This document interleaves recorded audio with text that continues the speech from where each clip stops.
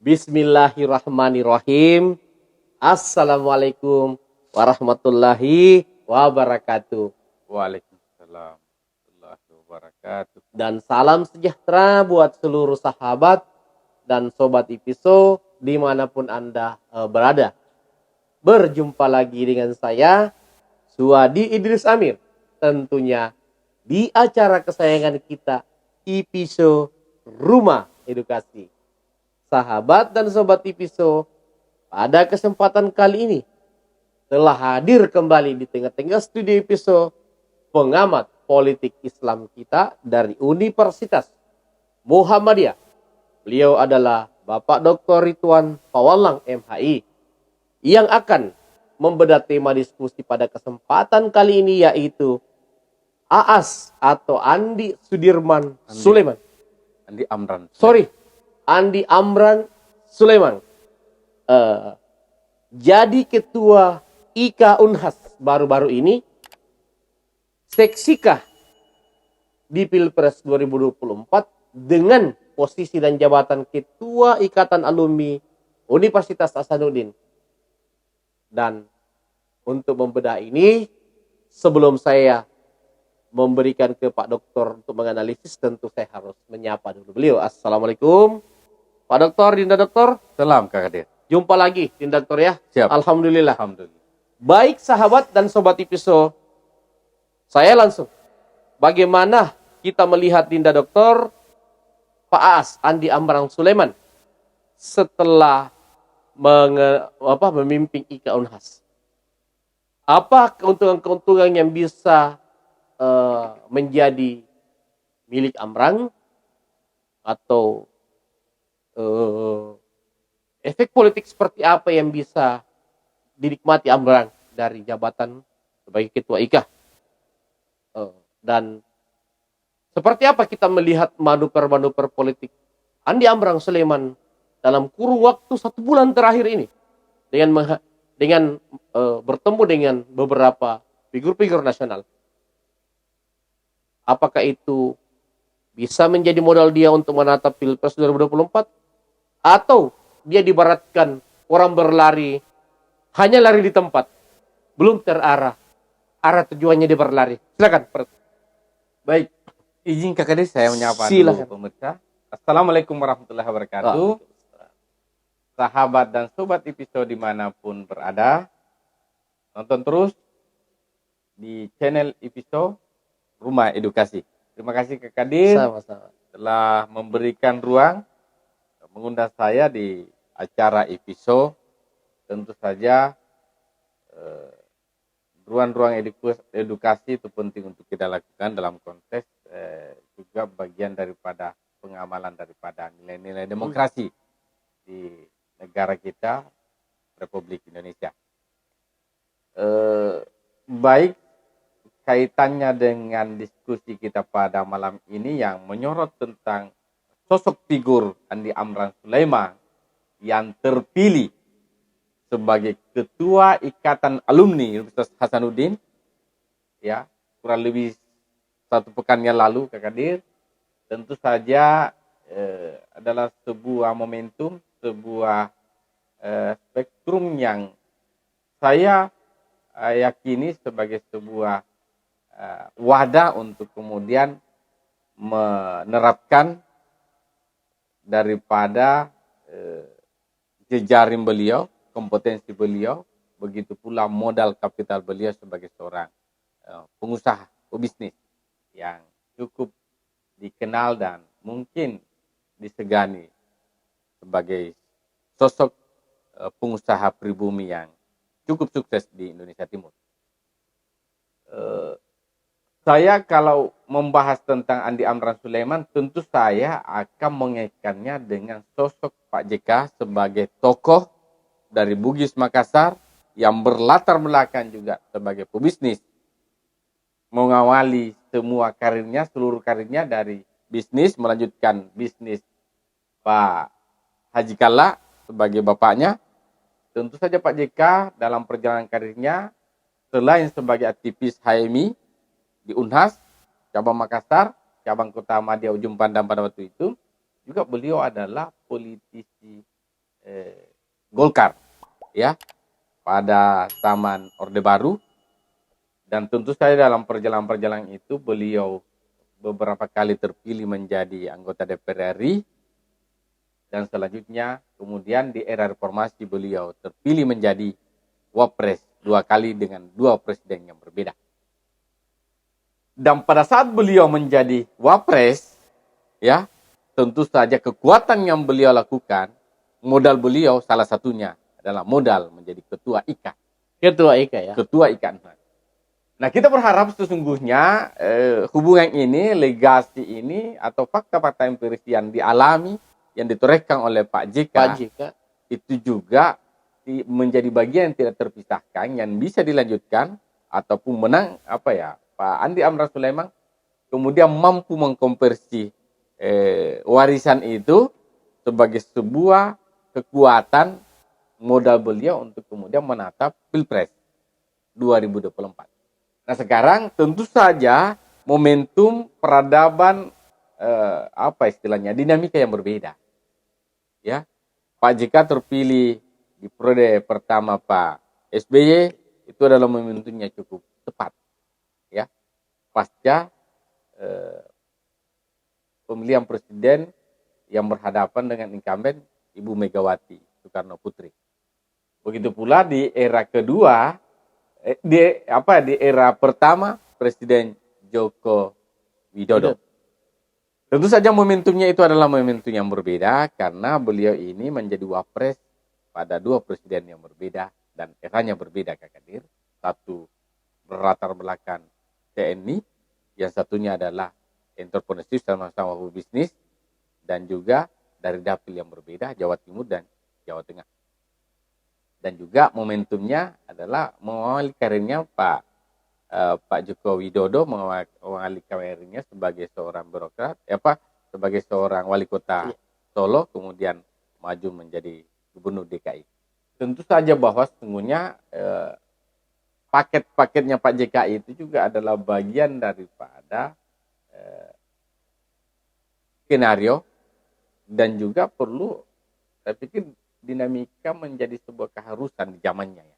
Nah, sekarang pertanyaannya, apakah momentum itu bisa dihadirkan sebagai sebuah momentum yang sama bagi sosok Andi Amran Sulaiman untuk menatap Pilpres 2024? Tentu saja indikatornya bisa kita bedah pada hari ini, bahwa sesungguhnya terpilihnya Andi Amran Sulaiman sebagai Ketua Ikatan Alumni Universitas Hasanuddin tentu saja di zaman yang berbeda dan momentumnya juga berbeda. Ya. Mengapa? Karena Pak Andi Amran Sulaiman ini akan berpaket sekiranya dengan newcomer, pendatang baru. Ya, pendatang baru dalam arti bahwa mereka ini adalah momentum yang dari dinamika politik yang berbeda. Nah, sekarang Kadir, apakah ada signifikansi dampak elektoral bagi sosok Amran Sulaiman terhadap posisinya hari ini menjadi ketua IKA? Yeah. Nah, tentu saja bahwa kalau kita berkaca pada kampus ini, adalah kampus yang saya pikir, dan kita semua tahu adalah kampus tertua ya, negeri di Sulawesi Selatan, dan memiliki nama yang bagus dan cukup historis.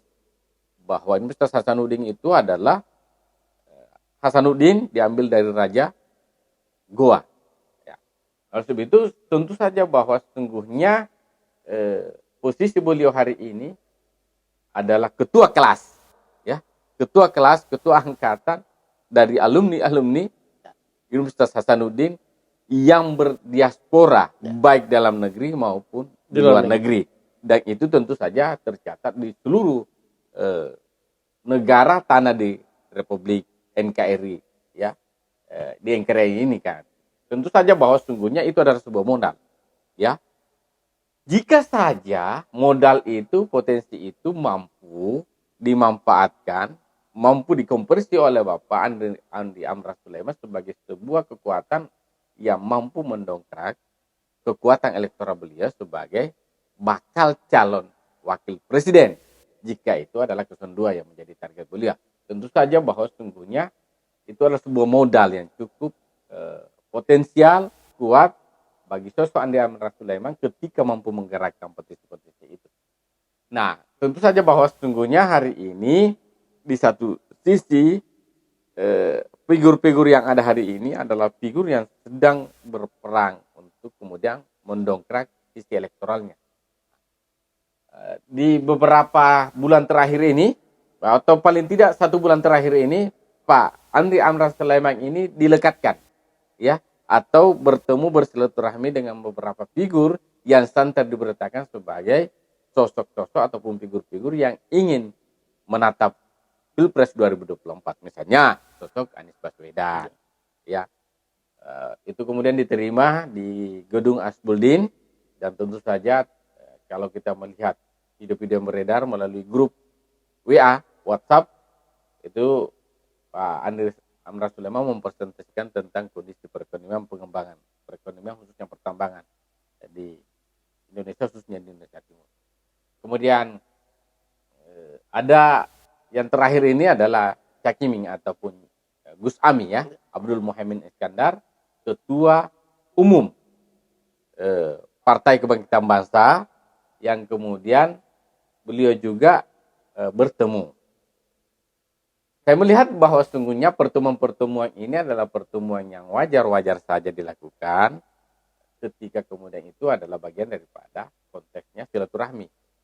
Tetapi dalam konteks pemenangan sesungguhnya ada yang perlu untuk kemudian direm, dalam arti bahwa sesungguhnya bagi sosok Andi Amran Sulaiman, bagi saya, Kak Kadir, ya, bagi saya tidak semua figur yang beliau harus terima. Mengapa? Karena tentu saja kalau beliau memang mau memenangkan Pilpres dan mau menang di Pilpres 2024, tentu saja beliau perlu cermati, perlu analisis figur mana yang sebetulnya cocok untuk beliau, dan itu mampu dan memiliki kekuatan yang sama elektoralnya dengan Andi Sulaiman sebagai sebuah modal untuk memenangkan Pilpres. Karena kalau saya berpikir semua orang bisa untuk melakukan manuver-manuver sebagai figur yang ingin menatap sebuah momentum Pilpres dan seterusnya. Tetapi dari aspek elektoralnya, apakah itu bersyarat dan menjadi sebuah modal, itu kan jadi persoalan tersendiri. Saya pikir itu sebagai sebuah pengantar bagi kita semua. Pak. Saya kembalikan. Sahabat dan sobat IPISO, pengamat politik Islam kita dari Universitas Muhammadiyah, Bapak Dr. Ridwan Pawatlang, atau lebih familiar saya memanggilnya Dinda Doktor. Beliau menggambarkan bahwa JK terpilih menjadi wakil presiden di 2 presiden.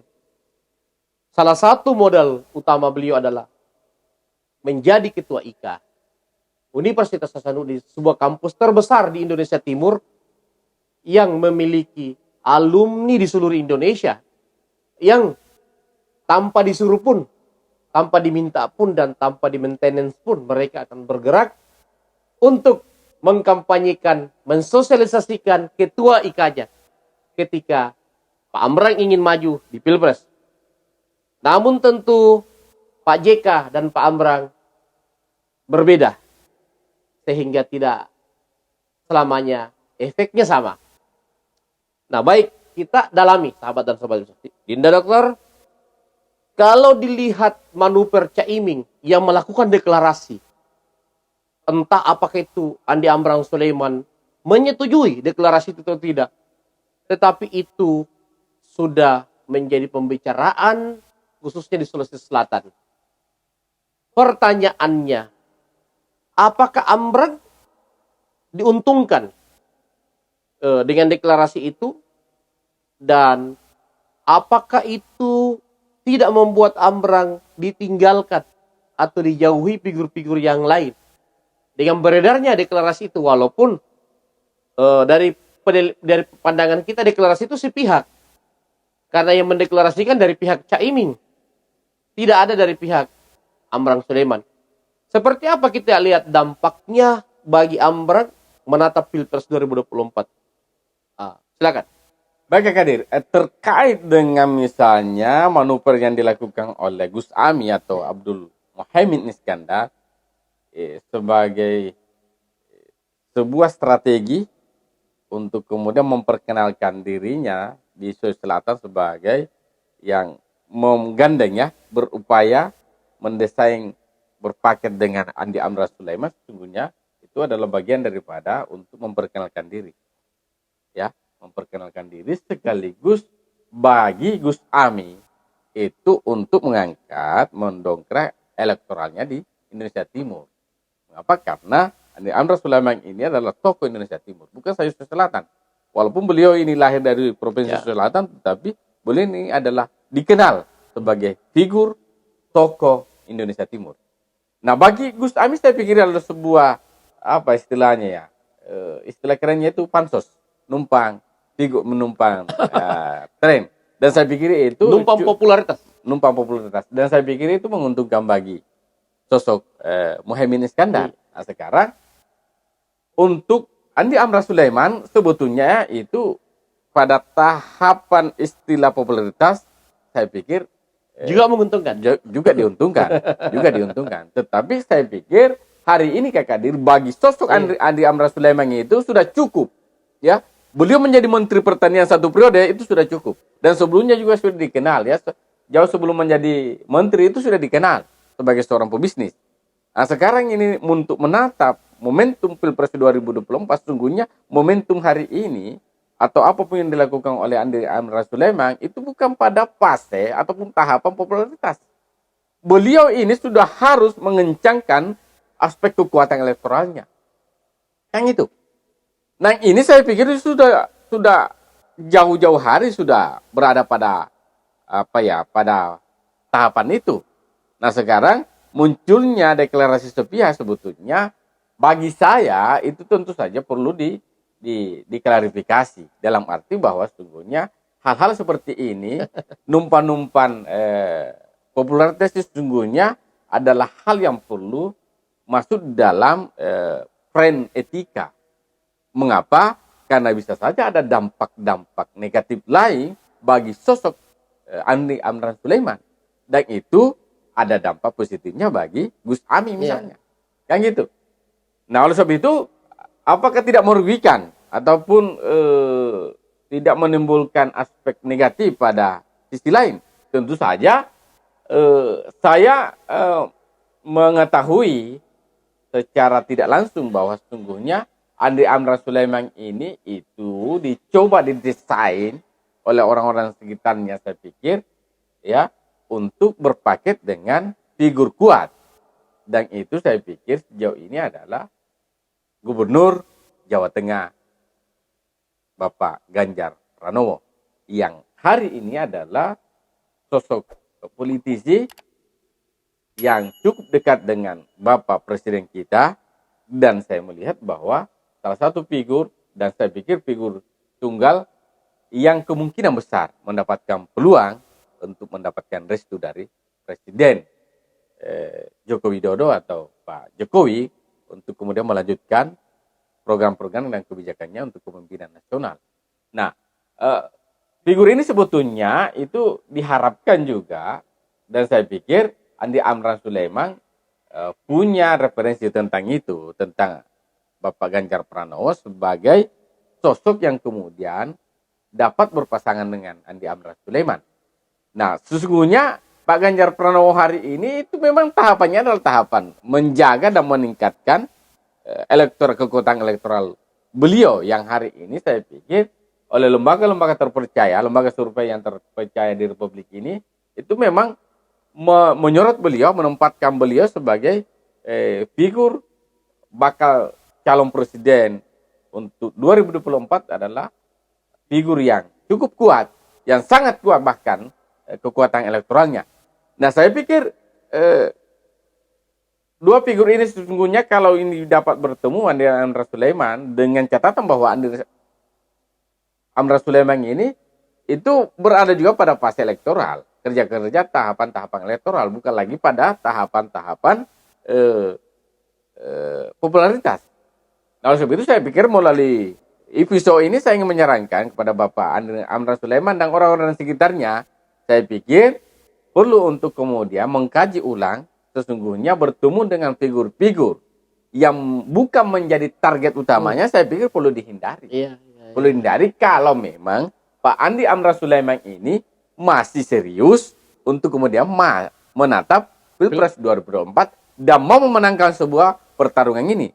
Tetapi kalau misalnya beliau ini berpikir lain dan seterusnya, saya pikir nggak ada masalah.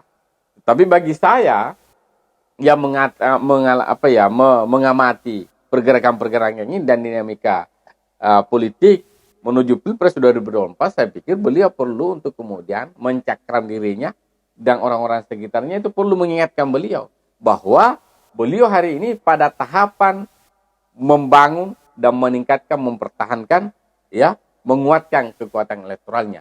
Jika kemudian mau bersama-sama dengan figur yang memiliki kekuatan elektoral hari ini dan itu juga diketahui oleh mayoritas pendukung-pendukung beliau dan oleh lembaga survei menempatkan Pak Ganjar Pranowo sebagai figur yang sangat kuat kekuatannya dari sisi elektoral pada hari ini. Baik, sahabat dan sobat Ipiso, Pak Doktor atau Dinda Doktor Ridwan Pawelang mengingatkan Pak Aas, Pak Andi Amran Sulaiman agar berhati-hati melakukan manuver politik jika sasarannya tidak mengarah pada target utamanya. Ini bersifat masukan dan tentu bersifat edukasi. Baik, Dinda Dokter, kalau kita melihat pergerakan elektoral figur-figur saat ini yang ingin menjadi RI 2 sama dengan Andi Amran Sulaiman seperti Sandiaga Salahuddin Uno, kemudian Ridwan Kamil, ada Erick Thohir, Tri Risma Hairini, dan AHY itu sendiri. Mereka ini terekam survei. Hampir semua lembaga nasional nama mereka muncul. Dan tidak tanggung-tanggung mereka terekam sebagai survei calon presiden. Betul. Ya kan, bukan survei calon wakil. Betul. Andi Amran sendiri sampai hari ini secara nasional pernah terekam, tapi itu masih 0,0, artinya angka yang belum menggembirakan. Apakah menurut kita Amran yang belum bergerak secara maksimal hari ini belum terlambat untuk mengejar elektoral Sandi, Ridwan, dan lain-lain yang saya sebutkan tadi? Dan apakah Amran masih tetap akan laku walaupun dia jadi ketua IKA tanpa elektoral yang kuat? Silakan. Harapan kita sesungguhnya dengan terpilihnya beliau menjadi ketua IKA itu mampu, ya, momentum gaspol ya. Ya, momentum gaspol dan mampu melipat gandakan kekuatan elektoralnya. Harapan kita begitu. Untuk mengejar ketertinggalan. Ya, untuk mengejar ketertinggalan. Sebab memang lembaga-lembaga survei, benar yang dikatakan oleh Kak Kadir tadi, bahwa sesungguhnya lembaga-lembaga survei kita ini menempatkan, menempatkan sejumlah figur itu pada calon presiden ya ataupun capres dengan kekuatan yang cukup signifikan hari ini. Ya, dengan kekuatan yang bertingkat, Kak Kadir. Betul. Ya, dengan kekuatan bertingkat, artinya bahwa mereka yang popularitasnya memang jauh-jauh hari sudah dikenal, sudah terkenal secara nasional, itu kemudian hari ini adalah pada tahapan memang menjaga dan meningkatkan elektoralnya. Dan saya pikir kelihatan diterkan di lembaga survei. Dan mereka itu, yang saya katakan tadi, bahwa mereka itu terekam dalam lembaga survei bukan sebagai cawapres. Tapi capres. Tapi capres. Iya, benar. Ya, toh? Nama-nama yang disebutkan tadi. Artinya kalau dikompensi menjadi survei cawapres pasti lebih tinggi lagi. Saya pikir logikanya seperti itu, Kak Kadir.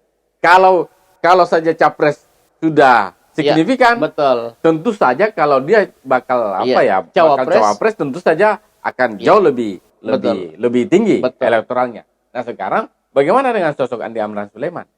Ya, betul dikatakan Kadir bahwa sesungguhnya pernah terekam walaupun itu 00, sekian. Yang hari ini sudah tidak terekam lagi. Ya, hampir semua lembaga survei tidak menyebut namanya lagi. Betul. Dan itu adalah target untuk 02 ataupun cawapres. Nah, untuk posisi cawapres saja itu kekuatannya sangat lemah secara elektoral, tentu saja ini menjadi sebuah evaluasi dan saya pikir dari sisi cost dan strateginya itu juga rumit dan cukup tinggi, Kak Kadir. Nah, sebab itu kalau memang Andi Amran Sulaiman ini mau atau masih punya keseriusan untuk menatap Pilpres 2024 sebagai untuk target 02 ataupun cawapres, tentu saja sesegera kemudian untuk kemudian menyatakan sikap, dan tentu saja masuk pada tahapan elektoral untuk membangun dan meningkatkan elektoralnya, bukan lagi pada fase popularitas. Karena saya pikir ini sangat jauh tertinggal kelas kita ini bagi sosok ketua kelas IKA UNAS ini. Kalau misalnya hari ini pada tahapan popularitas, itu tertinggal kelas, Pak. Dan itu kita tidak ketahui kapan naik kelasnya. Kalau ketua kelas tinggal kelas kayak ini kan jadi persoalan tersendiri ya Kadir. Nah, oleh sebab itu saya pikir Andi Amran Sulaiman kalau memang masih serius menatap Pilpres, saya pikir catatannya tadi itu ini harus dibenahi secara radikal, fundamental daripada strategi beliau. Harus dia pakinta ini gerakannya ya? Ya harus dipakinta, Pak. Harus dipakinta. Nah, sebaliknya Kak Kadir tentu saja tanpa bermaksud untuk kemudian mengarahkan beliau ataupun saya melakukan upaya pakinta kepada beliau, tentu saja saya menyarankan pada kesempatan ini, pada channel episode ini, saya pikir kalau memang ini sudah sangat terlambat dan dengan kalkulasi beliau ini, perhitungan beliau ini cukup jauh tertinggal, tentu saja saya perlu menyarankan beliau untuk kemudian mengubah strateginya, mengubah rencananya untuk kemudian hanya menatap Pilgub Sulsel 2024. Karena saya pikir ini barangkali istilahnya wilayahnya juga tidak terlalu luas. Tentu saja beliau sebagai putra daerah sudah paham Sulawesi Selatan, dan saya pikir dari sisi persiapan, kos dan seterusnya, tentu saja itu jauh lebih sederhana daripada menatap Pilpres 2024 dengan posisi 02 dan dengan angka elektoral yang ada pada kesempatan ini. Saya kembalikan. Baik, sahabat dan sobat episode.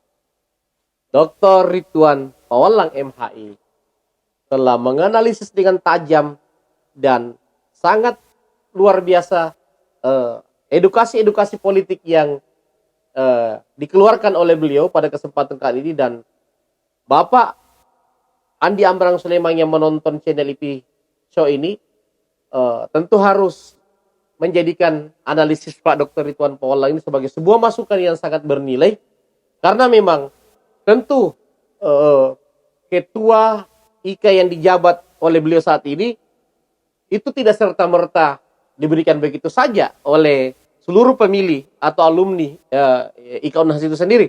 Tentu mereka memiliki harapan yang besar. Bapak Dr. Andi Amran Sulaiman ini bisa mengikuti jejak Bapak Yusuf Kalla menjadi wakil presiden Republik Indonesia mewakili kawasan Indonesia Timur, dan ini tentu mengikuti atau melanjutkan kesuksesan IKA UNAS sebelumnya. Pak Dokter ya. Terima kasih Pak Dokter atas edukasi politiknya. Sampai jumpa pada diskusi berikutnya. Assalamualaikum warahmatullahi wabarakatuh. Waalaikumsalam.